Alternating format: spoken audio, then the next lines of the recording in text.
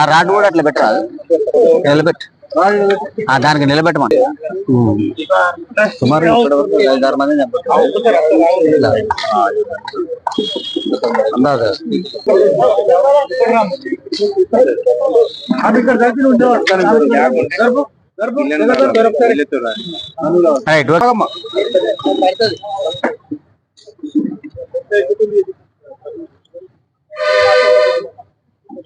Right start చేయనా?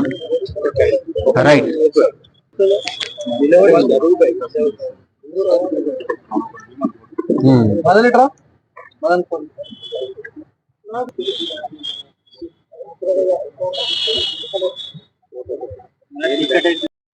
సిరిసిల్ల, కామారెడ్డి, సిద్దిపేట, ఉస్నాబాద్ ఇలాంటి అన్ని ప్లేస్లలో కూడా ఉన్నాయి. రీసెంట్ గా ఆర్మూర్ నుంచి లేటెస్ట్ గా మర్డర్ కేసు ఉన్నాయి రిలీజ్ అయినా.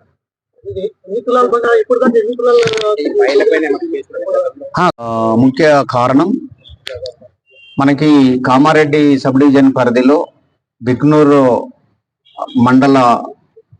మండలంలో ఉన్నటువంటి కంచెర్ల గ్రామ శివార్లో 20/11/2024 రోజు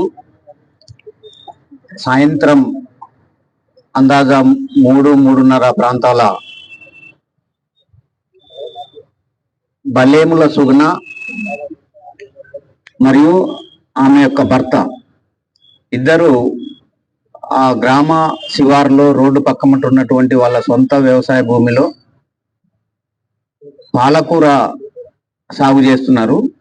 అటువంటి పాలకూరని తెంచి కట్టలు కట్టేదానికి భార్యాభర్తలు ఇద్దరు చేనుకాడికి పోవటం జరుగుతుంది.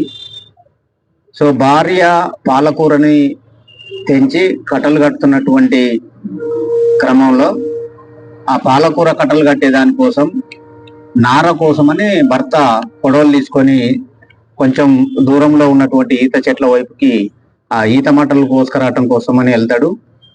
భార్య ఒక్కతే ఆ పొలంలో ఈ పాలకూర కట్టలు కట్టేటటువంటి పనుల నిమగ్నమై ఉంటది. సో ఆ సమయంలో ఒక ఇద్దరు వ్యక్తులు మోటార్ సైకిల్ మీద వాళ్ళు గతంలో ఎన్నో నేరాలల్లా ఒంటరి మహిళలని టార్గెట్ చేసి వాళ్ళ మీద దాడి చేసి విచక్షణ రహితంగా చంపి వాళ్ళ ఒంటిపై ఉన్నటువంటి ఆభరణాలని దొంగిలించుకొని పోతున్నటువంటి ఒక గ్రూపుగా ఉన్నటువంటి ఆ ఇద్దరు వ్యక్తులు వీళ్ళు అలవాటు పడినటువంటి నేరస్తులు. గతంలో కూడా వీళ్ళు సుమారుగా ఒక 5-6 మంది మహిళల్ని చంపినటువంటి రికార్డు కూడా వీళ్ళ మీద ఉన్నది.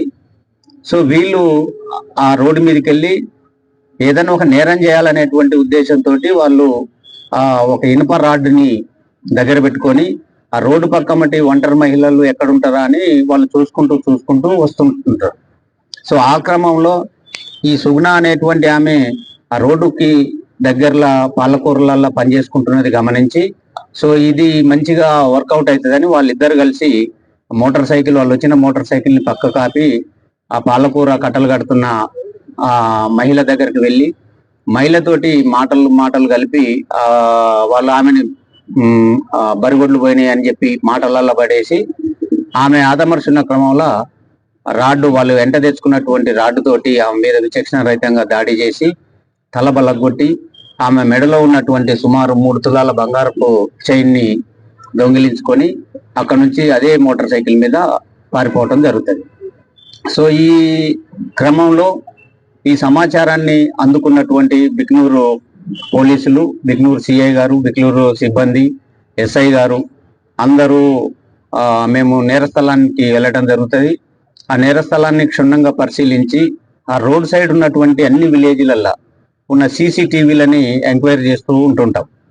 సో ఈ క్రమంలో నేరస్తుడు తను దొంగిలించినటువంటి బంగారాన్ని డిస్పోజ్ చేసే దానికి ఒక బంగారు షాపుకు వెళ్ళి డిస్పోజ్ చేసే ప్రయత్నం జరుగుతుంది. కానీ ఆ షాపు వాళ్ళు ఒప్పుకోరు, తీసుకునే దానికి నిరాకరిస్తారు. సో అతను ఈ విషయాన్ని తన భార్యకి చెప్పి తను తర్వాత ఈ నేరంలో పాల్గొన్నటువంటి మరొక నేరస్తుడు, ఇద్దరు, ఆ పేర్లు చెప్తాను నేను. వాళ్ళిద్దరు కలిసి ఆ భార్యని చెప్పి ఆ బంగారాన్ని తీసుకొని నిజామాబాద్ లో ఉన్న వాళ్ళ కొడుకు ఇంట్లో ఆ బంగారాన్ని దాచిపెట్టి, కొడుకు చెప్పి దాచిపెట్టి వస్తారు.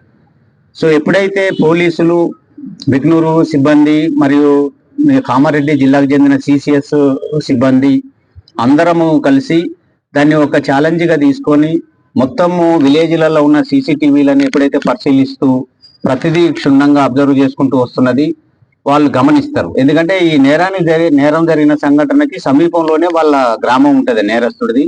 సో ఈ విషయం తెలిసి ఎట్లయినా బయటపడుతుంది ఇది అనేటువంటి ఉద్దేశం ఆ గ్రామాల అందరికి అర్థమవుతుంది ఆ నేరస్తులకి. దాంతో ఈ పోలీసులు దీన్ని చాకచక్యంగా పెట్టుకొని దీంట్లో ఏదైతే నేరస్తులు ఉన్నారో వాళ్ళని అరెస్ట్ చేసి ఆ బంగారాన్ని, ఆ మహిళని చంపడానికి ఉపయోగించినటువంటి రాడ్ని అన్ని సీజ్ చేసుకొని వాళ్ళని రిమాండ్ చేయడం జరుగుతుంది. సో ఇందులో ప్రధానంగా దండుగుల నవీన్ అనేటువంటి వ్యక్తి, తర్వాత అల్లెపు మల్లయ్య అనేటువంటి వ్యక్తి ప్రధానంగా ఉన్నటువంటి వ్యక్తులు. తర్వాత అల్లెపు ప్రసాద్, అల్లెపు సాలవ్వ. ఈ అల్లెపు మల్లయ్య అనేటువంటి వ్యక్తి ఈ మధ్య కాలంలో ఇటువంటి సిమిలర్ మర్డర్ కేసులలో జైల్లో ఉంటాడు. సో తను జైల్లో ఉంటున్న క్రమంలో తన కొడుకే డబ్బులు ఖర్చు పెట్టి జైల్లో నుంచి బయటికి తీసుకొస్తాడు. ఇతను జైల్లో నుంచి వచ్చిన తర్వాత ఇక ఇవే